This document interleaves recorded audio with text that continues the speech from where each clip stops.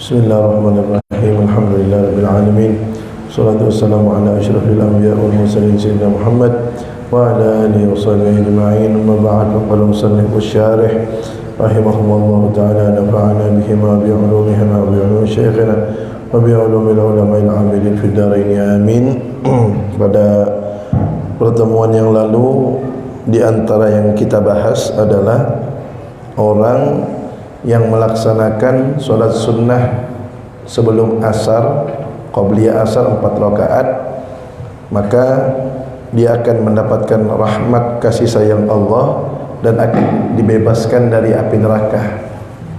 Sebagaimana sabda Nabi Muhammad SAW, rahimallahu imra'an shalla qabla al-asri arba'an, dan hadis yang kedua, arba'u rakaat qabla al-asri haramallahu, man shalla arba'a rakaat qabla al-asri haramallahu badanahu 'alan nar. Itu dalilnya. Kemudian wa min khabari Muslim, di antara hadis yang diriwayatkan oleh Imam Muslim, di mana Nabi Muhammad sallallahu alaihi wasallam bersabda, ma min 'abdin yusalli lillahi ta'ala fi kulli yawmin 12 rak'atan tatawwu'an ghaira faridatin illa banallahu lahu baitan fil jannah.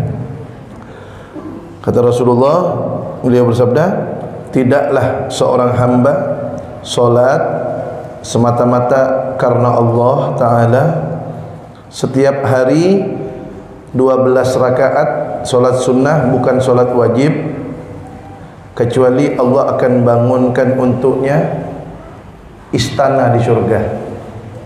Jadi orang yang solat sunnah 12 rakaat setiap hari. Solat sunnah apa saja itu? Di sini disebutkan, zadat Tirmizi arba'an qabla adh-dhuhri wa rak'atain ba'daha wa rak'atain ba'dal maghrib wa rak'atain ba'dal isya wa rak'atain qabla salatil ghadah.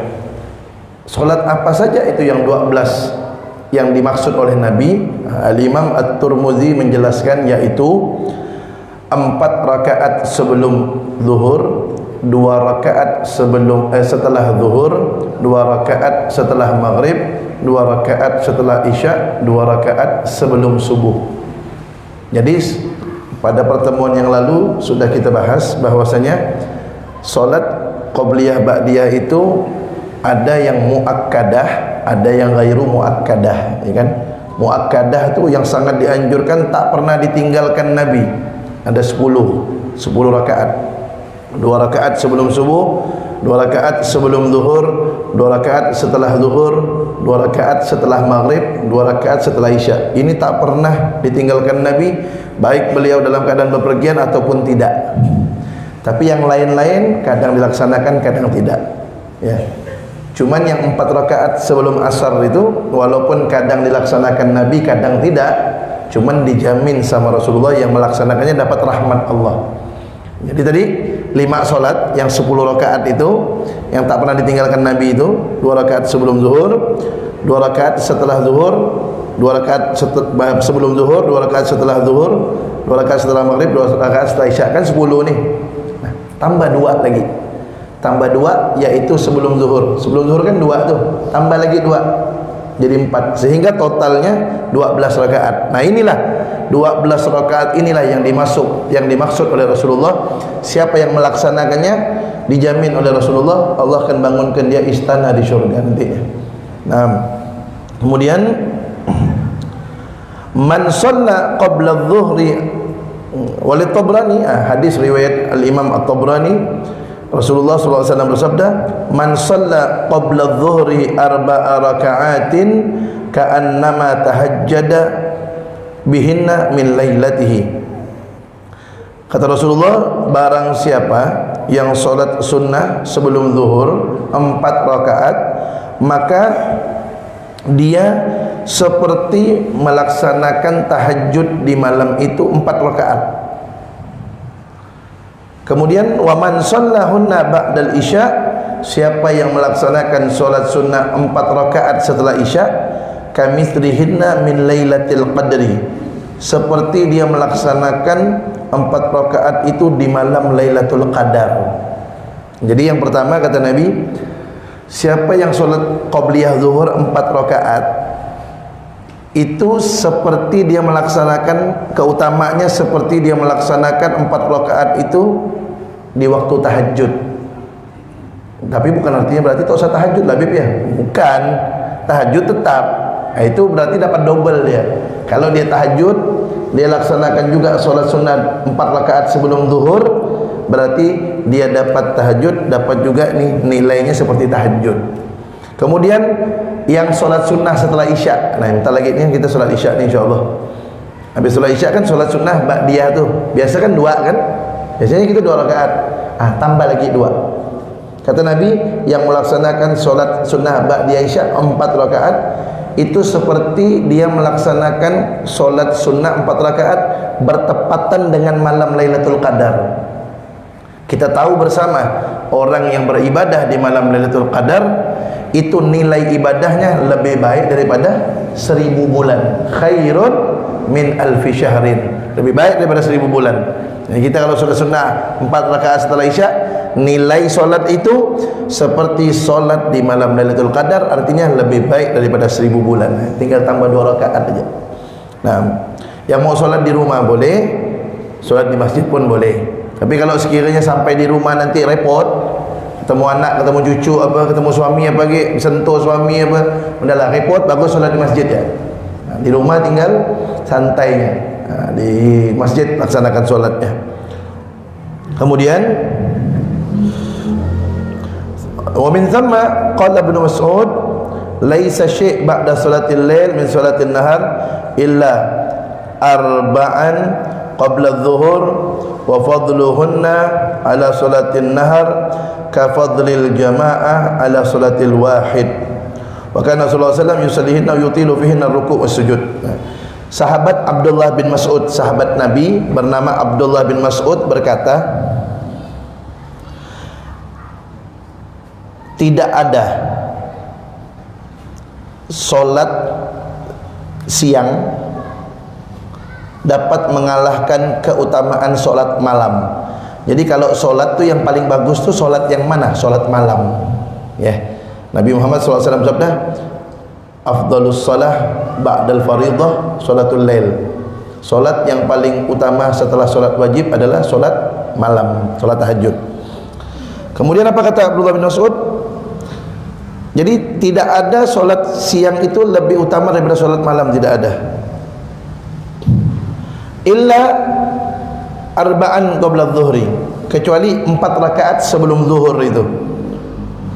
Itu wa fadluhunna ala salatin nahar ka fadlil jamaah ala salatil wahid. Salat sunnah 4 rakaat sebelum zuhur itu keutamaannya kalau dibandingkan solat di waktu siang lainnya. Kalau dibandingkan solat 4 rakaat sebelum asar, itu kalau dibandingkan dengan 4 rakaat sebelum zuhur itu, solat 4 rakaat sebelum zuhur itu perbandingannya seperti orang solat berjamaah dibandingkan dengan orang solat yang sendirian. Orang solat jamaah kan 27 nilainya, solat sendiri kan 1. Nah, itulah perbandingan solat qabliyah zuhur 4 rakaat dibandingkan dengan solat siang yang lainnya. Artinya solat sunnah yang dikerjakan di waktu siang, artinya besar tuh keutamaannya. Solat sunnah 4 rakaat sebelum zuhur. Nah, makanya kita yang biasa 2 rakaat saja sebelum zuhur, tambah 2 rakaat lagi sehingga menjadi 4 rakaat sebelum zuhur. Kemudian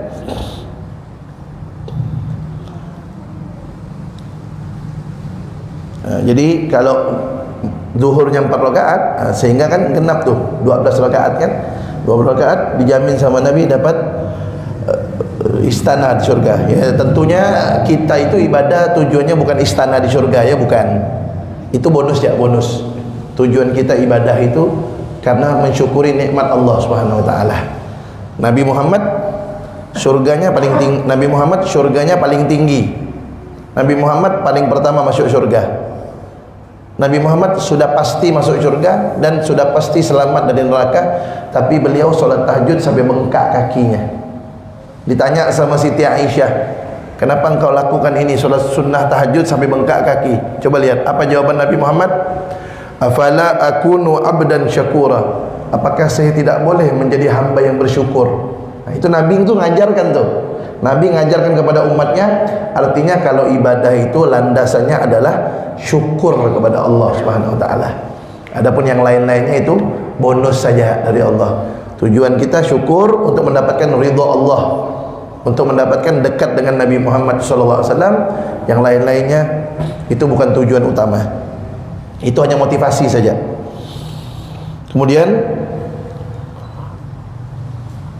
Nabi Muhammad itu disebutkan di sini, kata Sayyidina Abdullah bin Mas'ud, beliau itu kalau sholat sunnah 4 rakaat sebelum zuhur itu, beliau panjang sholatnya tuh, memanjangkan rukunya. Jadi rukunya agak lama, sujudnya agak lama di sholat yang 4 rakaat qabliyah zuhur. Jadi beliau rukunya agak lebih lama, begitu juga sujudnya.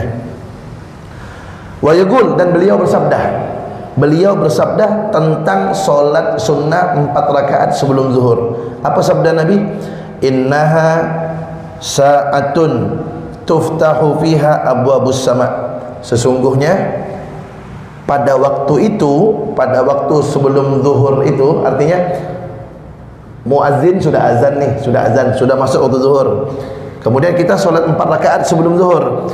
Waktu melaksanakan 4 rakaat sebelum zuhur itu, kata Nabi, adalah waktu di mana pintu langit lagi dibuka sama Allah. Fa uhibbu an yas'ada li fiha amalun shalih. Maka saya senang, saya ingin ketika pintu langit dibuka, amal solehku diangkat oleh Allah masuk ke langit.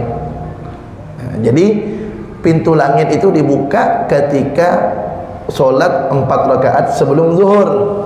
Makanya Nabi solat 4 rakaat sebelum zuhur. Kenapa? Karena Nabi ingin di waktu pintu langit terbuka, amal soleh beliau diangkat masuk ke dalam langit. Nah, kalau kita ingin amal kita diangkat masuk ke dalam langit, karena waktu itu pintu dibuka, solat 4 rakaat sebelum zuhur. Nah, thumma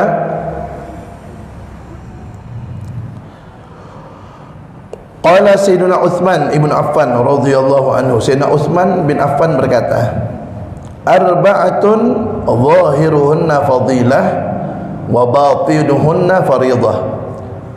Ada 4 perkara, kata Sayyidina Utsman bin Affan, secara zahir, secara tampak, secara kasat mata itu suatu keutamaan saja, tetapi hakikatnya dia adalah wajib. Apa itu 4 perkara yang kelihatannya keutamaan tapi hakikatnya wajib? Yaitu mukhalatatus sholihin fadilah, berkumpul dengan orang soleh itu suatu keutamaan, suatu yang dianjurkan. Wal iktida bihim faridah, tetapi mengikuti mereka wajib hukumnya. Kumpul dengan orang soleh tidak wajib, tapi itu suatu keutamaan, suatu kebaikan. Tapi mengikuti jejak orang soleh itu suatu kewajiban. Nah, jadi kumpul dengan orang soleh suatu keutamaan. Orang kalau kumpul sama orang soleh itu banyak sekali manfaatnya. Yang jelas dosanya bisa diampunkan oleh Allah SWT.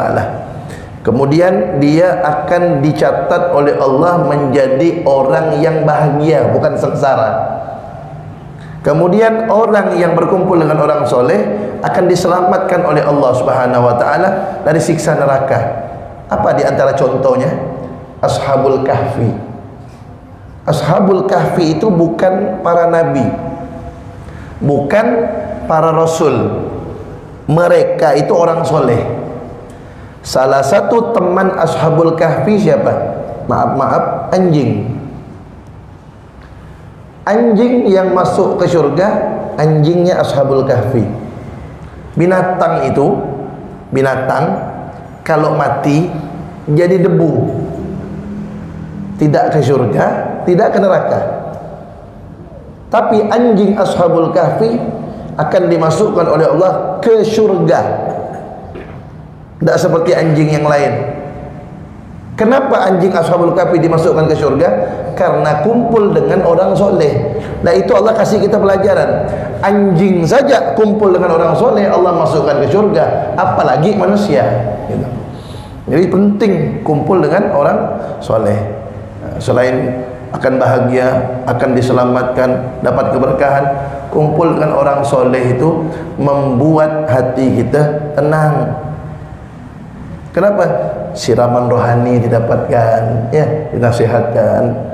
Tak ada urusan cerita-cerita tentang yang melalaikan sama Allah, diingatkan bagaimana dekat kepada Allah, kan? Buat hati kita tenang. Itu kalau kumpul dengan orang soleh. Belum lagi duduk dengan orang soleh itu dapat suatu keberkahan. Saya pernah ceritakan kemarin, ya, Syekh Abdul Qadir Jailani itu datang ke orang soleh, dilihat ya muka orang soleh sama beliau. Dua temannya mengetes keilmuan orang soleh. Dua temannya yang menguji keilmuan orang soleh itu, satunya mati kafir, satunya mati su'ul khatimah. Syekh Abdul Qadir Jailani enggak, cuma duduk dipandang yang muka orang soleh itu gini, cari berkah. Apa yang beliau dapatkan? Jadi pimpinan para wali, sultanul aulia, pemimpin para wali. Kenapa? Karena kumpul sama orang soleh itu. Tapi ketika kumpul sama orang soleh, perhatikan nih, ini penting. Ketika kumpul sama orang soleh, jaga hati, jaga hati. Kalau kumpul sama pejabat, jaga lisan, ya. Kalau kumpul sama orang soleh, hati dijaga. Kalau masuk rumah orang, mata dijaga. Jangan masuk rumah orang, ngintip dalam rumah orang. Ini apalagi zaman sekarang nih. Maaf, kadang-kadang maaf nih ya, yang di sini tidak ada insyaallah. Maaf. Kadang-kadang ibu-ibu, tidak semuanya. Kadang-kadang kalau di bertamu rumah orang, kan masuk ke dalam, kalau ibu-ibu kan masuk ke dalam, di video dalam rumah orang tu, baru dibuat status di WA-nya. Nanti orang kan tahu tu isi dalam rumah orang tu semua, yang tengok status WA-nya. Tu tak bagus tu, gitu tu, tak bagus. Nah, kalau masuk rumah orang, mata dijaga.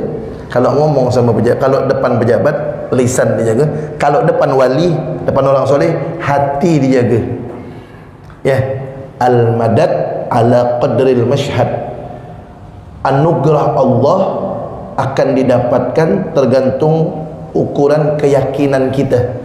Artinya ketika kita yakin duduk depan orang soleh, yakinnya tinggi, ini orang soleh, Masya Allah, dekat sama Allah, dicintai oleh Allah, keyakinan kita tinggi juga keberkahan yang kita dapatkan, ya. Di dalam kitab Imriti itu disebutkan, idzil fatah hasba i'tiqadihi rufi' wa kullu man lam ya'taqid lam yantafi'. Seseorang itu tergantung ukuran keyakinannya, akan diangkat derajatnya, akan dapat manfaat tergantung ukuran keyakinan. Kalau dia kurang yakin, duduk depan orang soleh, kurang yakin, kurang juga derajatnya naik, kurang juga manfaat dan berkah yang dia dapatkan. Tapi kalau ketika dia duduk depan orang soleh, yakinnya banyak juga derajat yang dia dapatkan di sisi Allah, banyak juga manfaat dan berkah yang dia dapat. Walaupun dia tidak ngomong, duduk yakin dalam hatinya, dipandang muka orang soleh, yakin ini orang Masya Allah, ini orang banyak berkahnya, ini orang dekat sama Allah, ini orang banyak ibadah. Pandang, cari berkah, tinggi keutamaannya, tinggi juga derajatnya, banyak juga manfaat yang dia dapatkan. Tergantung hati. Itu kalau orang soleh. Walaupun dia tak cium tangan, misalnya lagi ramai-ramai, tidak bisa cium tangan orang soleh, orang rebutan, tidak perlu cium tangan, tengok dalam hati je, tengok cari berkah, dapat tuh. Nah, itu kalau sama orang soleh itu tergantung hati. Makanya hati perlu dijaga. Beda kalau depan pejabat. Nah, bahkan sudah kita bahas kemarin kan, jangan tunduk diri di depan pejabat, di depan orang kaya karena kekayaan dan jabatannya. Tak boleh. Kalau mau tawadhu, kalau mau rendah hati, man tawadhu'a rafa'ahu Allah wa man takabbara wadha'ahu Allah.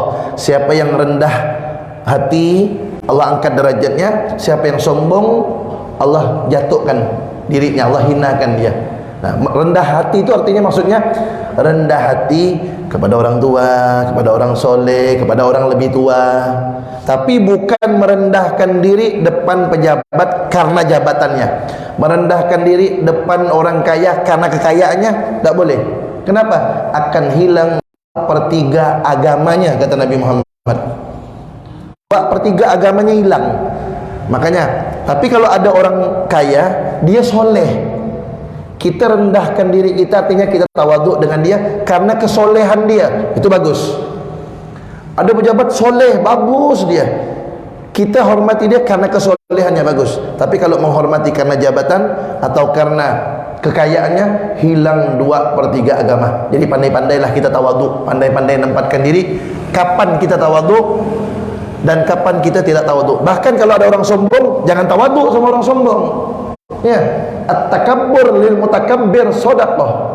Sombong kepada orang yang sombong itu sedekah. Ada orang sombong nih, sombong dengan jabatannya kah, sombong dengan hartanya kah, sombong. Jangan tawaduk depannya, sombongkan diri kita. Tapi gayanya saja yang sombong, hati tetap tawaduk. Ya, hati tak boleh sombong, gayanya saja sombongan. Dia sombong nih, gaya. Kita sombongan juga. Kenapa? Sombong di hadapan orang yang sombong itu sedekah. Ya, tapi hati jangan sombong, hati tetap rendah. Kita kenapa sombong? Untuk beri pelajaran sama dia.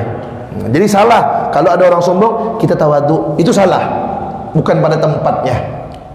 Nah, jadi yang pertama kata Sayyidina Utsman, berkumpul dengan orang soleh itu suatu keutamaan, tapi mengikuti orang soleh, mengikuti ibadahnya, mengikuti akhlaknya, itu suatu kewajiban.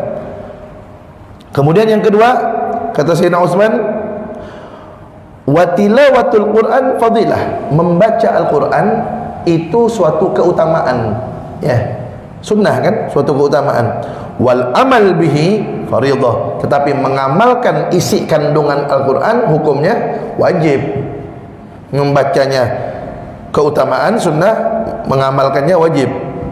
Kemudian wa ziyaratul qubur fadilah, ziarah kubur itu suatu keutamaan.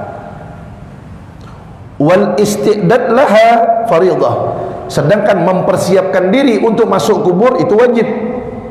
Ziarah kubur fadilah, keutamaan. Siapa bilang tak boleh ziarah kubur? Keutamaan tuh disebutkan sama sahabat Nabi, keutamaan. Apalagi ziarah kubur orang tua, apalagi ziarah kubur orang-orang soleh. Ziarah kuburan orang soleh itu bagus, ziarah kuburan wali Allah itu bagus, tapi yang jauh lebih bagus ziarah kuburan orang tua. Ya, mengunjungi orang soleh yang masih hidup bagus, mengunjungi wanita soleha yang masih hidup bagus, mengunjungi orang tua yang masih hidup itu jauh lebih bagus. Kenapa? Karena orang tua itu kedudukannya melebihi kedudukan para wali-wali kutub sekalipun. Wali kutub tahu? Wali kutub itu pimpinannya para wali, rajanya wali. Jadi setiap zaman, setiap masa itu ada namanya al-kutub, pimpinan para wali, rajanya wali. Ada, setiap waktu itu ada. Kalau meninggal ada yang gantikan, pasti ada. Sedangkan orang tua kedudukannya untuk anak lebih tinggi daripada kedudukan wali kutub. Maka sangat disayangkan kalau ada anak sibuk cari berkah orang soleh, sibuk cari berkah orang soleha, orang tuanya tak ada didatangi, orang tuanya tak ada dimintakan doa untuk dia. Itu salah. Nah, makanya datang sama orang tua yang masih hidup, kemudian yang sudah meninggal jangan lupa sempatkan ziarah. Ya, kalau orang tuanya dikuburkan di Pontianak nih, yang dekat-dekat, yang masih bisa dicapai dengan kendaraan sejam 2 jam, datang. Ya, saya cerita sedikit. Saya tiap Jumat saya ziarah kuburan ibu saya. Ibu saya kuburannya di Batu Layang, Allah yarhamuha. Setiap Jumat pasti saya ziarah. Kalau saya ada di sini tidak berangkat, pasti saya ziarah Jumat pagi. Karena Jumat pagi itu saya tak ngajar di pondok. Kalau hari-hari lain ngajar di pondok, Jumat pagi itu free. Nah, makanya saya gunakan waktu untuk ziarah. Apalagi hari Jumat itu hari yang paling bagus untuk ziarah orang tua. Ziarah sempatkan. Kalau urusan sibuk nih, semua orang sibuk. Ya, tak bisa beb sibuk. Udahlah, kalau untuk orang tua pun masih nak sibuk kan. Cuma sepekan sekali, sempatkan ziarah, datang. Senang orang tua itu kalau kita datang, bahagia dia. Ya, dia akan berbangga dengan orang-orang yang di sekeliling itu. Dia akan berbangga dengan tetangga-tetangganya, dan dia akan mengatakan ketika didatangi anaknya, tuh coba lihat, anakku datang. Bangga orang tua, bahagia dia. Apakah kita tidak pengen bahagiakan orang tua kita walaupun sudah meninggal dunia? Orang tua kita yang sudah meninggal dunia itu tahu dengan apa yang kita lakukan nih, ngelihat dia, dikasih tahu apa perbuatan kita, Allah kasih tahu kepada orang tua kita. Alangkah bahagianya ketika kita datang, Assalamualaikum. Allah, anakku datang. Sayang orang tua kita tu kita tak dengar jawabannya. Kalau Nabi bisa dengar jawabannya. Kalau orang-orang pilihan Allah bisa dengar. Kalau kita bisa dengar jawaban orang tua kita, meraung kali kita nangis. Ya. Orang tua sempatkan waktu. Kalau sibuk-sibuk semuanya. Saya mau cerita sedikit. Abah saya masih hidup. Abah saya, ayah saya masih hidup. Saya setiap pekan 5 kali saya datang agak abah saya. Dalam sepekan, dalam seminggu 5 kali saya ngagak orang tua saya. Dan setiap malam Rabu saya tidur sama abah saya. Setiap malam Rabu saya tidur sama abah saya. Mau anak saya sakit ke, mau saya baru datang dari luar kota ke, pasti kalau malam Rabu saya tidur sama abah saya. Saya tidur berdua. Tiap malam Rabu saya ada di rumah abah saya. Saya tidur sama abah saya berdua. Saya pijitkan, saya ajak ngomong. Karena abah saya tidur sendiri. Tiap malam Rabu itu saya tidur sama beliau. Ya. Telanjang masih ada orang tua.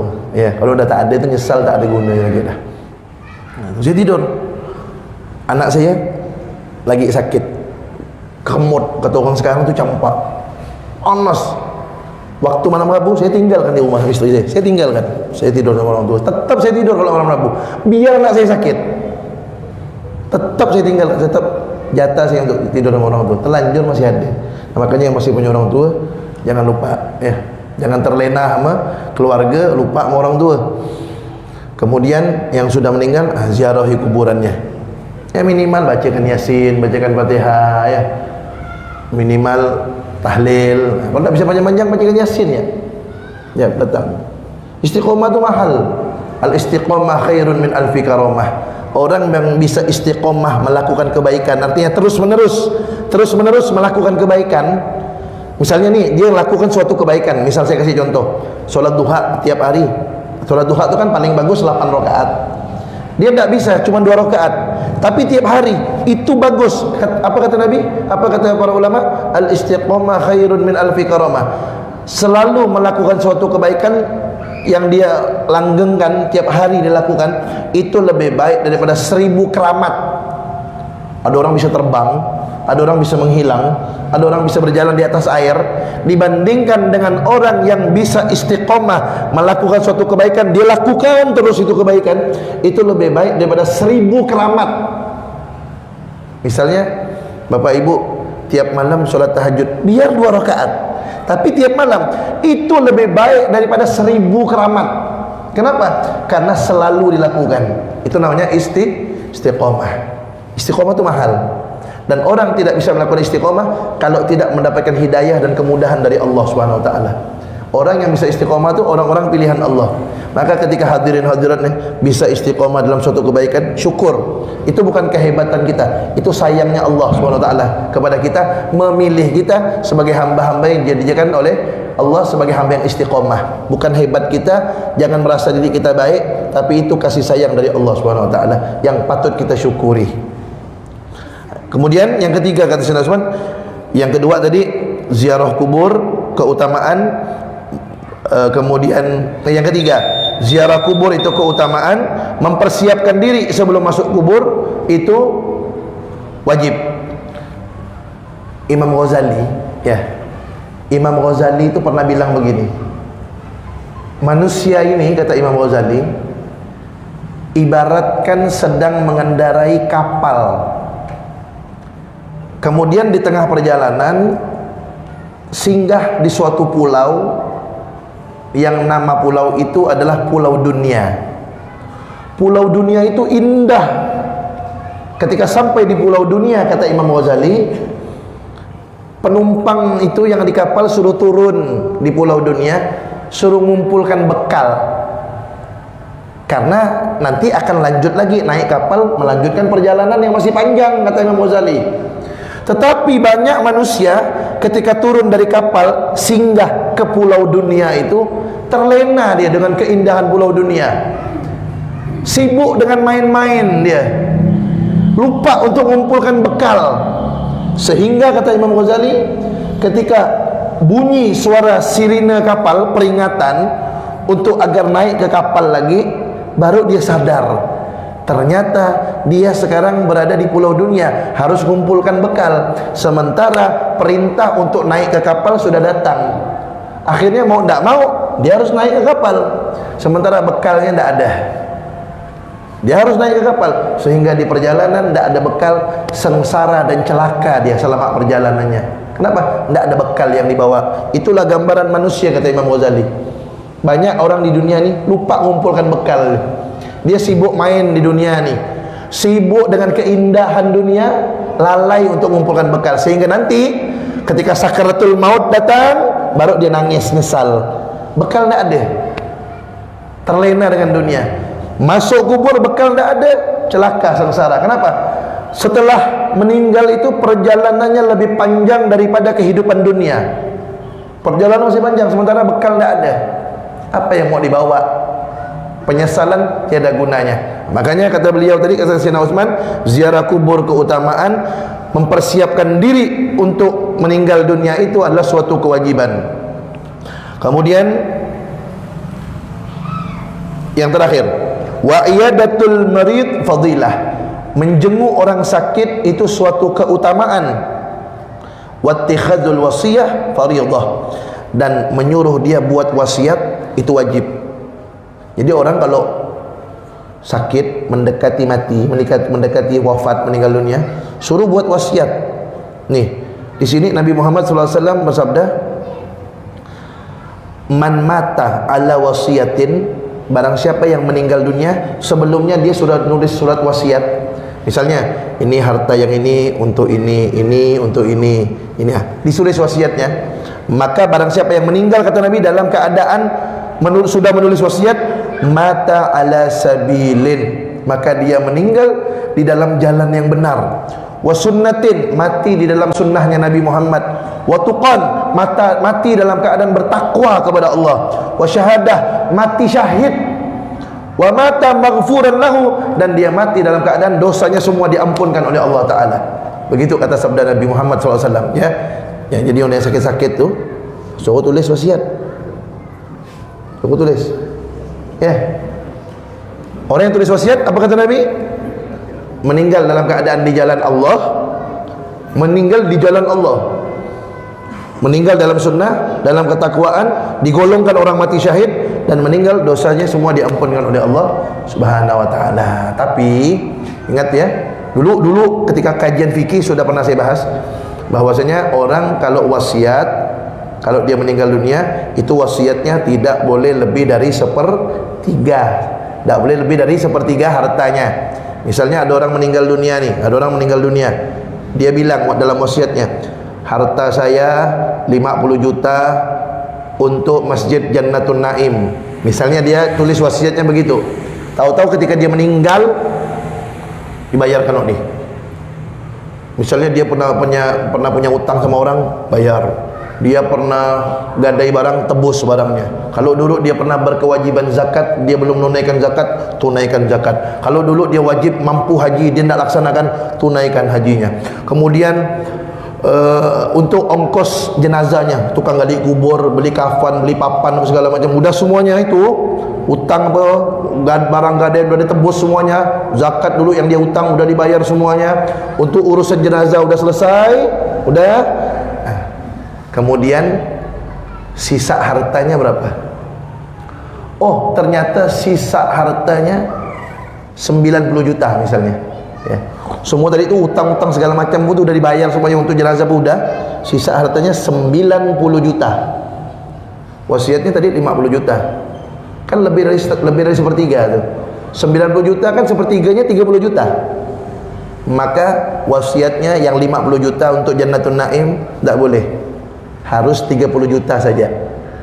Kenapa 30 juta? Karena harta sisanya cuma 90 juta.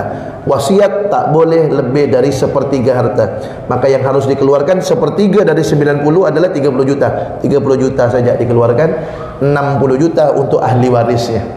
Jadi itu dulu, jangan begitu orang tua meninggal langsung bagi waris. Jangan, ingat-ingat dulu dia ada hutang tak? Ada pernah gadai barang tak? Ada pernah wajib zakat belum bayar tak? Urus dulu jenazah apa selesai, ada wasiat tak? Itu wasiat tu, terakhir tu. Wasiat ada tak? Udah, sisanya baru harta waris untuk para ahli warisnya. Na'am wallahu a'lam bissawab. Kita dengarkan azan dulu.